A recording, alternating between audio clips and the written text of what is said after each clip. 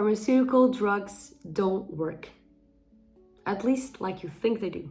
Before I start saying yes, no, maybe, let me tell you a story from the 90s that will perfectly illustrate what I mean by this. In the Kaiser Hospital of California, Dr. David Sobel, specialist in internal medicine, had one colleague who was treating one of his most severe asthma patients. For that, he ordered a sample of a new potent treatment he wanted to test and gave it to the struggling patient.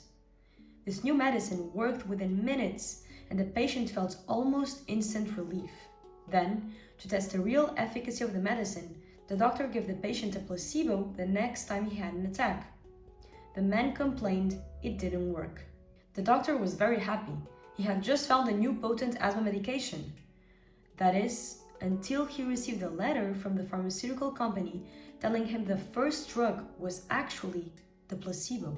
Turns out, it was the doctor's enthusiasm for the first treatment, his belief in it, that accounted for the effect.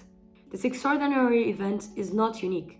There are countless testimonies of patients being treated like this all over the world, either through the classic sugar pill, sham surgeries, miraculous cures attributed to sacred places, and rituals. All of these occurrences are put under the umbrella term placebo. But what is placebo exactly? Placebo, which is Latin for I shall please, first appeared in medical literature in the 18th century, originally referring to inert or mild treatments given primarily to soothe patients rather than cure diseases. In 1955, pharmacologist Harry Beecher published the first paper on the subject called The Powerful Placebo.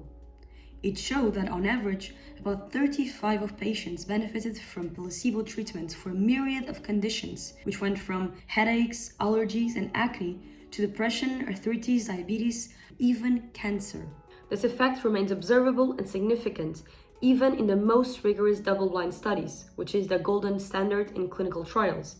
Double-blind studies are studies where neither the patient nor the doctors who are administering the medicine know who received which, so who received the placebo or who received the active medication. This happens so that there is minimal influence of the doctor's belief in the medication when it comes to the effectiveness of the treatment. But as I said before, even in the most rigorous double-blind studies, we observe a placebo effect. So what are the mechanisms of placebo effect? Well, the most straightforward examples of placebo at work are the external characteristics of the medicine which influence the outcome of the treatment. Blue pills are associated with a calming effect, and injections work better than pills, which might explain why morphine placebos are more effective than aspirin placebos. Medical and societal belief also play a major role. There are several cases reported showing how the caregiver's perception of the medicine influences recovery. For example, when cisplatinum first became available, it was advertised by doctors as a wonder chemotherapy drug, and indeed, 75% of the people who received it improved thanks to the treatment. However, after the initial excitement faded and cisplatinum became commonly used, it was found that its effectiveness declined to approximately 25 to 30%. It seems that much of the initial benefit from cisplatinum was actually due to the placebo effect and the way media had amplified its reputation as a breakthrough drug to patients and doctors alike. Perhaps a better, more updated version of the story concerns the antidepressant class of SSRIs, selective serotonin reuptake inhibitors. You probably know that they are the most commonly prescribed class of drugs in the world. But did you know that there is no unwavering, consensual evidence of their effectiveness? In 2008, Kush and his team published a groundbreaking meta-analysis on the effectiveness of antidepressants, where they came to this conclusion. Antidepressants are supposed to work by fixing a chemical imbalance, specifically a lack of serotonin in the brain. Indeed, their supposed effectiveness is the primary evidence for the chemical imbalance theory. But the analysis of the published and the unpublished data that were hidden by drug companies reveals that most, if not all of the benefits are due to the placebo effect. Some antidepressants increase serotonin, some decrease it, some change nothing at all. Nevertheless, they all show the same therapeutic benefits. This means that the effect is independent of serotonin. Even the small statistical difference between placebos and antidepressants could be due to the fact that in most clinical trials, patients successfully break blind. What this means is that they end up knowing whether they have been assigned placebo or the antidepressant. Because in the case of the antidepressant, it produces physical and psychological alterations that are not related to the actual effect that we want to see. It produces nausea, it produces a loss of libido. And so people see those symptoms and they expect that the condition will improve because they were assigned the antidepressants. So that creates an increased placebo effect. In parallel to that, we know that in most cases, the situations that led people to be prescribed antidepressants usually do improve and are not necessarily associated with taking the antidepressant, but just as the natural course of life events. In conclusion, antidepressants don't seem to work by increasing your serotonin levels. They work through the placebo effect. This has been found for many other prescription and over-the-counter drugs, which seems to point that doctors may be giving placebos and not know it. This raises a crucial question. Are all drugs placebos? Clearly the answer is no. Many drugs work regardless of our belief in them. Vitamin C gets rid of scurvy and insulin makes diabetics better even when they are skeptical. But what about less understood compounds? Take LSD for example. Neuroscientists are still trying to understand exactly what it does, besides the idea that it does something to 5-HT2 receptors. Or do they? In 1966, Harvard psychologist Richard Alpert traveled to the East seeking spiritual insights into LSD experiences. He gave LSD to several holy men and observed their reactions. One Pundit from India told him it was good, but not as good as meditation. Another, a Tibetan Lama, complained that it only gave him a headache. But the most fascinating reaction came from an elderly Himalayan man, to which Alpert gave a 915 microgram dose, which is more than 4 times what is considered to be a normal dose. Alpert expected the man to start jumping around acting crazy, but the man remained unperturbed, serene throughout the whole day, as if nothing had happened.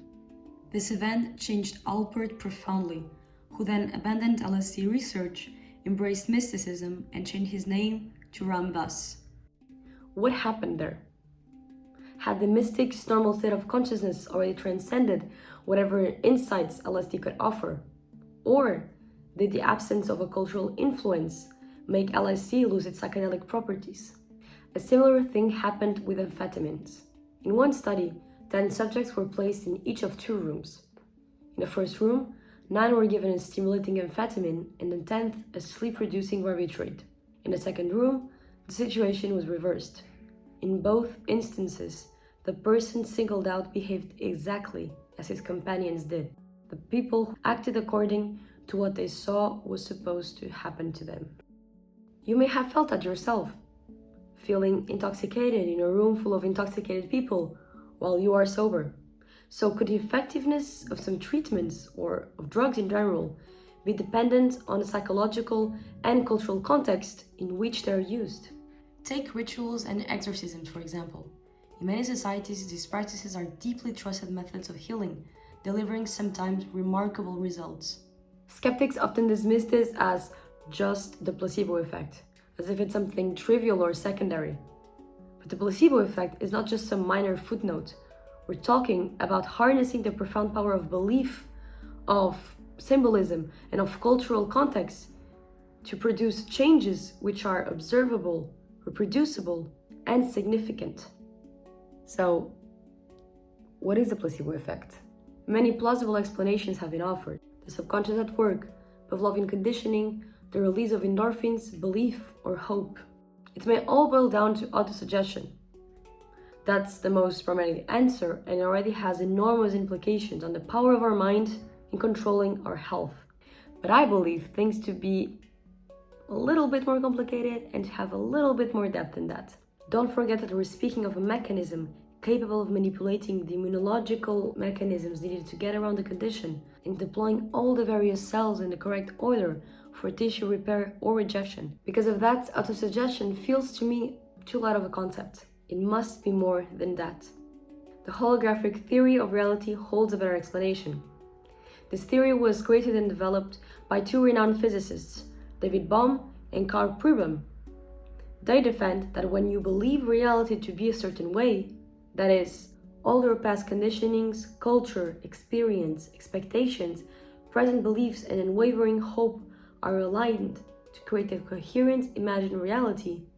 Your mind has no way of discerning it from real reality, and so it has no choice other than to create that reality. Placebo is the brain doing what it can naturally do to meet our expectations of reality. Now, I know this might sound a bit too spiritual and woo-woo, but even science has some evidence to back that up. For example, as we uncover the inseparable and fascinating relationships between the brain and the body, it becomes evident that there is no clear limit where one ends and the other begins. Because what is a body without its mind, environment, and culture? The absence of separation between mind and matter, or imagined and physical reality, is a double-edged sword. On one hand, negative thoughts and beliefs are capable of provoking diseases, which tend to be connected with a person's history. This might also explain aging and related diseases as a consequence of the expectation of aging as time passes. The fact that all diseases might have their origin in the mind is not a small thing or reason to despair. It's a sign of tremendous hope.